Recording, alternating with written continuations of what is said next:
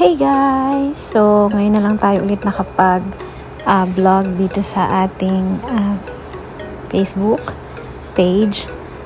Ayan, so kung nakapalo kayo sa akin guys, nakita nyo na nag-haircut ako last time and yan yung kinalabasan. Pero parang feeling ko hindi ako satisfied dahil gusto ko sanang mas short hair pa. So, ayan, ilang beses kami bumalik dito sa salon na to para magpa-haircut. Pinag-isipan ko nung gusto kung talaga bang magpa-haircut ako, pero yun nga, buo na yung loob ko na magpa-haircut, kaya ayan, nandyan na kami sa salon.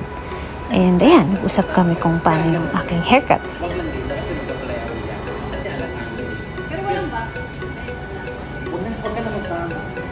Kasi linear pa lang, texturize pa lang, bakit naman kita na kagalong na pa. Para kahit saan, pwede naman, hindi siya pwede. Oo, kasi nakaupo. Sinakaw rin yun, baka may uso ka niya ngayon.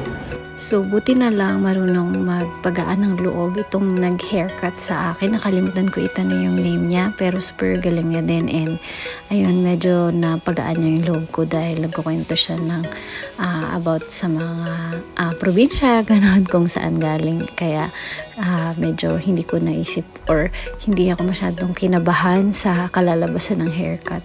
Pero yung super buo na talaga yung loob ko na magpa-haircut dyan. Kaya hindi na rin ako masyadong nag-alala. Kaya nagpaubayan ako sa kanya. And super gaan din niyang magupit. Kaya hindi ako masyadong naiyak. Hindi ako naiyak. Ina-expect ko maiyak ako. Pero hindi. Kasi nga, this is my first time talaga na magpapa-haircut ng as in short hair. Never ko pa talagang ginawa to. Siguro, short hair ako before nung elementary ako. Pero never talaga akong nagupit ng ganyan kaiksi for my long years na never ako nagpagupit. Kasi nga feeling ko hindi babagay sa akin dahil medyo chubby chick nga ako and bilog yung mukha ko. So, ayun. Sobrang gaan pala sa feeling ng magpa-haircut ng ganyang kaiksi, as in parang ang gaan ng pakiramdam mo and parang yung ulo mo parang hindi ko ma-explain, basta super nakakagaan siya sa pakiramdam. And akala ko nga yan na yun, tapos na yung gupitan kasi nagbo-blow dry na, pero yun pala paplansyahin pa and i-haircut pa din nila ulit. Yun nga, kasi first time kong magpa-haircut ng ganyan, kaya hindi ko naman din alam. So yun, may retouch pa pala siyang gagawin after. So yan, pinlansya niya nga, and then yung next is ititrim niya pa yung hair.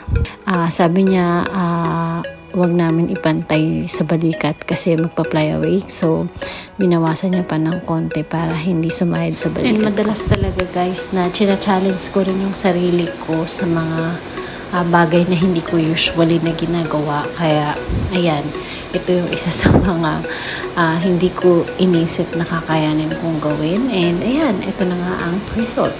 Nakayanan naman natin. Success naman. And sobrang nagustuhan ko naman yung kinalabasan ng aking hair. Excited na akong tawagan sila mama and yung mga sister ko dahil never talaga nila ako nakitang short hair. So, ayan na nga guys ang ating result ng ating short hair. And sa mga natatakot magpa-haircut ng short hair, try nyo rin guys. Ayan. So, nagustuhan ko talaga yung short hair and hindi ko na na-expect na babagay siya sa akin. So, ayun. Thank you so much for watching.